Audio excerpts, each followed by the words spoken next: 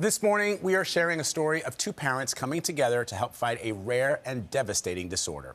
INAD is a genetic disorder that affects approximately 1 in 1 million children. It causes loss of vision, muscular control, and cognitive skills, and sadly, it is fatal. Because it is so rare, research and funding is limited, and families dealing with this tragic diagnosis can often feel isolated. Leena Panwala created the INAD Cure Foundation after her daughter, Aria, was diagnosed.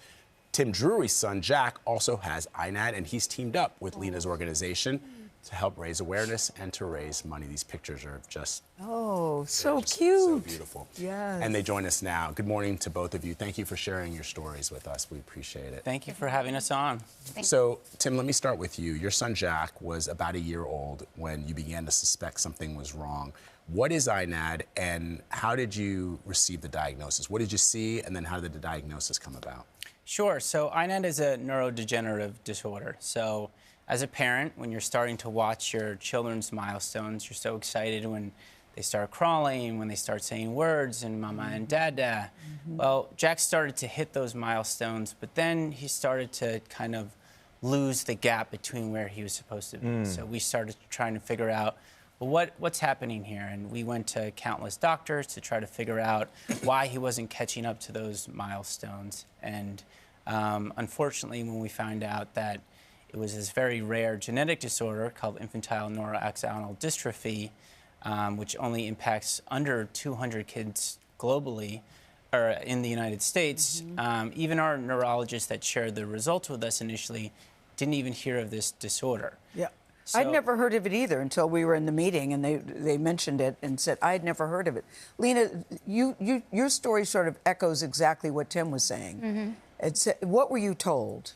Similarly to Tim, we were told that INAD is very rare, that it's not on anyone's radar, really. And that most kids don't live until the age of?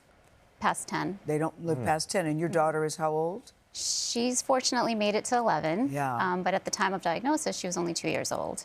But you refused to accept that diagnosis, it seems. You refused when they said, nope, nothing we can do. What did you do? I started the INAD Care Foundation with, the help of my husband and several other INAD families because we, like you said, we could not accept that there's nothing we could do. We actually felt like we needed to do something, right? Our children are battling this disease, and we felt helpless. And so what we wanted to try to do was support the development of treatment options, do everything in our power to try to help create a treatment for these children and ultimately get them treated so we could effectively treat the condition or eventually cure it is our goal. I know. Tim, you look at Leena and you think what? Because I would imagine you've been a game changer. Even though the number is small, when it's your child, it doesn't matter what the other numbers are. You say, somebody do something. Yeah. And for you... Leena is a living and breathing guardian angel. So without the work that Leena has done, my child would have no chance at any sort of treatment. Because when she received her diagnosis, and just if you are told that your child has cancer, there's countless hospitals and doctors that you can go to. Yeah. But when she received hers, they said there's nothing.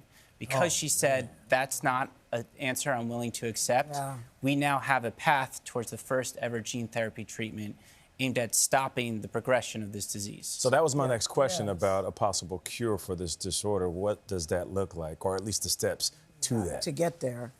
So that's where we are. We've done all the preclinical research studies, the studies that were needed to be done in animal models, dosing studies, toxicology studies. We've partnered with Jackson Laboratories, Nationwide Children's Research Hospital to do a lot of these preclinical research studies to try to advance our program from preclinical to the clinic and actually start treating children. So, guys, is money the issue? Is it the issue of let's get money so that more research is done? What is the issue? What would help you most at this particular time? So funding was certainly the barrier at one point. More funding means we can treat more kids, but today we actually have a bottled drug that is ready. We can start treating some children. Oh, wow. The next step would be approval from the FDA. And as a parent, that, of course, sounds daunting, but we're so excited about the things that we've been hearing about Commissioner Makary and his vision of what the new era of the FDA is and helping rare diseases and cases just like ours navigate to a yes so we can start our clinical trial.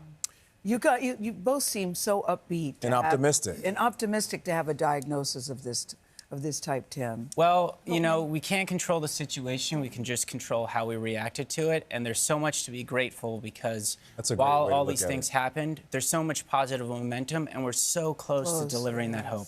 Well, we should also just So point cute. out that, Leena, your organization also helps families who are dealing with this, not just with the research that is responsible for finding a cure, but also people who are just going through this and probably finding it very difficult. Thank you so much for sharing your story, both of you. We appreciate it. Thank you for having us. Be right Thank you. back. Nice to have you Be right here. back, folks.